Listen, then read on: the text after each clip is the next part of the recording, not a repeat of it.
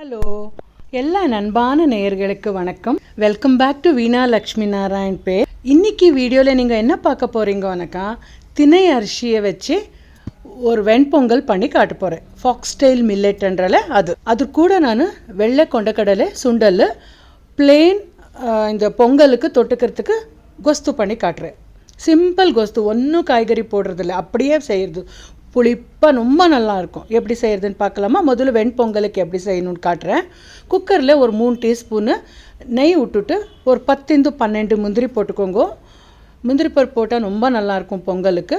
அப்புறம் மிக்சி ஜாரில் 1 டீஸ்பூன் மிளகு, 1 டீஸ்பூன் ஜீரகம், கருவேப்பிலை, அப்புறம் இஞ்சி துண்டு எல்லாம் போட்டு கோர்ஸாக பேஸ்ட் பண்ணிக்கோங்க. ஆனால் தண்ணி விடாமல் அப்படியே கொரான்ட்டு அரைச்சிட்டு அது கூட ஒரு ரவுண்டு நல்லா வதக்கணும். அப்புறமா இந்த காரத்துக்கு ஒரு 2 பச்சை மிளகாவை பொடியாக நெருக்கி சேர்த்துருக்கேன். நான் இங்கே ஒரு 1/4 கப் அளவுக்கு பாசிப்பருப்பு, அப்புறமா ஒரு கைப்பிடி அளவுக்கு மொச்சையை சேர்த்துருக்கேன். பொங்கலுக்கு இந்த மொச்சையை போட்டு பண்ணால் ரொம்ப நல்லாயிருக்கும். அது சீசன் இருந்தப்போ இந்த மாதிரி செஞ்சு சாப்பிடுங்க, ரொம்ப நல்லாயிருக்கும். அது இந்த திணை அரிசிக்கத்தும் பெஸ்ட்டாக இருக்கும். ராத்திரியே உங்களுக்கு எவ்வளோ வேணுமோ அவ்வளோ திணை அரிசியை ஊர் வச்சுட்டு பண்ணணும். இது அப்படியே செய்யக்கூடாது. அப்படியே செஞ்சாக்கா ஒன்று வேகிறதில்ல, ரெண்டாவது டைஜஷன் ஆகிறதில்ல.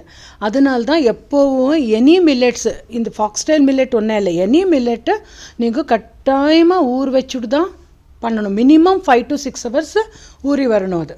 ஓகே, இப்போ பாருங்கள், திணை அரிசி சேர்த்தான அப்புறம் 1 கப்பு திணை அரிசி, 1/4 கப்பு பாசிப்பருப்பு எடுத்துகிட்டு இருந்தேன் இல்லையா? So 1/4 cup.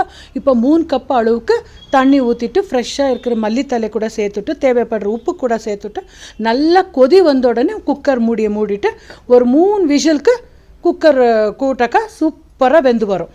அது குக்கர் கூட்டினக்குள்ளே நாங்கள் இங்கே அதுக்கு தொட்டுக்கிறதுக்கு சொன்னேன் இல்லையா, சிம்பிள் பிளெயின் கொஸ்து பண்ணி காட்டுறேன்ட்டு ஒரு கடாயில் 2 டீஸ்பூன் ஆயில் விட்டுட்டு தாளிப்புக்கு கடுகு, கடலைப்பருப்பு, உளுத்தம் பருப்பு, பெருங்காயத்தூள், மஞ்சப்பொடி, அப்புறம் ஒரு குட்டி புளியை நெஞ்சு நல்லா கரைச்சி ஜலமாக ஊற்றிருக்கேன்.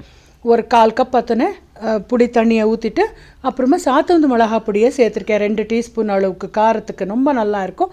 அப்புறம் 2 டீஸ்பூன் அளவுக்கு வெள்ளைப்பொடி, அப்புறமா உப்பு, பெருங்காயத்தூள் எல்லாம் சேர்த்துட்டு நல்லா கொதிக்க விடுங்க. இதுக்கு வேறு ஒன்றும் வேணாம். இனிப்பு, காரம், உப்பு, புளிப்பு எல்லாம் சேர்ந்து சூப்பராக இருக்கும் தொட்டுக்கிறதுக்கு.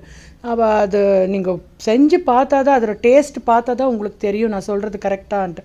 இந்த மாதிரி பொங்கலுக்கு இதுதான் பிளெயின் கொஸ்து தான் ரொம்ப நல்லாயிருக்கும். பாருங்கள், குக்கருக்கு ஆல்ரெடி கூட்டு அது ப்ரெஷர் இறங்கின உடனே நான் உங்களுக்கு திறந்து காட்டுறேன். அதுக்குள்ளே கொஸ்து கூட ரெடி ஆகிடுது. இப்போ இது ரெண்டும் ரெடியாக இருந்ததுக்குள்ளே நான் இங்கே வெள்ளை கொண்டக்கடலையே சுண்டல் பண்ணி காட்டின்னு இருக்கேன். ராத்திரியே கொண்டக்கடலையே ஊற வச்சுருந்தேன். காரத்தில் குக்கரில் ஒரு 4 விசிலுக்கு நல்லா வேக வச்சு எடுத்திருக்கேன்.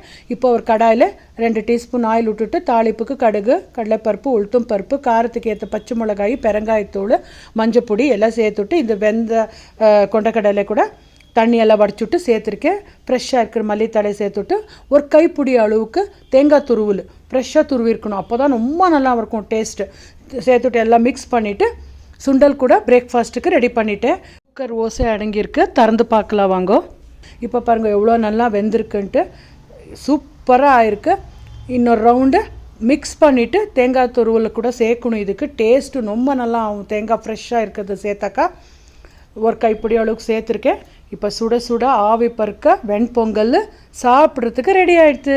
சுட சுட சர்வ் பண்ணிட்டுருக்கேன் பாருங்கோ.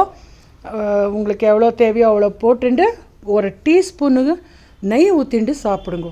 எக்ஸலண்ட்டாக இருக்கும் நெய் ஊற்றிண்டு வெண்பொங்கல் சாப்பிட்டக்கா. அப்புறமா தொட்டுக்கிறதுக்கு கொஸ்து ப்ளஸ்ஸு சுண்டல். ப்ரோட்டீன் வரணும் இல்லையா டெய்லி, அதனால தான் நான் தினத்துக்கு ஒரு சுண்டல் பண்ணி காட்டின்னு இருக்கேன். உங்களுக்கு சுண்டல் இருந்தாக்கா ப்ரோட்டீன் அதிகமாக வரும். அப்புறம் திணை அரிசியில் high fibre, multi vitamins, minerals எல்லாமே அதிகமாக இருக்கும். கட்டாயமாக இந்த மாதிரி ஹெல்த்தியான உணவு சாப்பிட்ணுன்ட்டு கேட்டுக்கிறேன். அடுத்த வீடியோவில் சந்திக்கலாம்.